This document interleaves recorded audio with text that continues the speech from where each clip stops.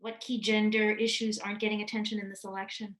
So one of the causes of feminism that doesn't necessarily make it to the mainstream often is the issue of, yeah, temporary foreign workers and people who are just unstable in this country, and they are often women of color, often Black women who are there to do the care work. And we've had a lot of conversation around care in this pandemic, but somehow um, I know that here in Quebec, even when the François Legault was putting out ads thanking essential workers, their faces were whitewashed, and more often men than they are in reality. It's like, I don't know if there is a unconscious fear that if you portray health workers as they actually are, the public with a capital P will stop empathizing with their plight. And so that, I think, is a conversation that needs to be had.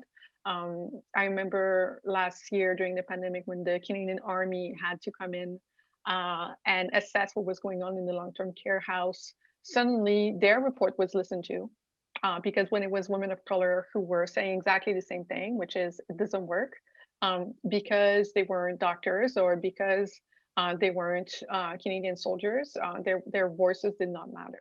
We're being told, like, we've been under a feminist government for 6 years now. The F word is really easy to say, it's a lot harder to do. So I would say that, yeah, gender has been entirely missing from the conversation. That lens, that intersectionality has been, I mean, not behind the scenes, obviously, in these situations. And we're all talking about it at dinner parties, but it hasn't been at the forefront of anything that I've seen from the parties themselves.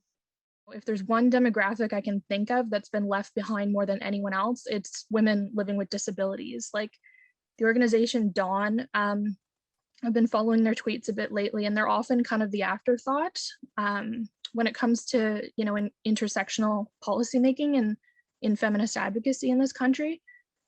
We can't leave women with visible or invisible disabilities behind, right? Like that, seriously, like centering the people who are, the fastest, wiped off, basically, like the economic landscape the fastest, are the ones who are going to be pushed even further into poverty the fastest. So if we're ignoring them, what the hell are we doing, right?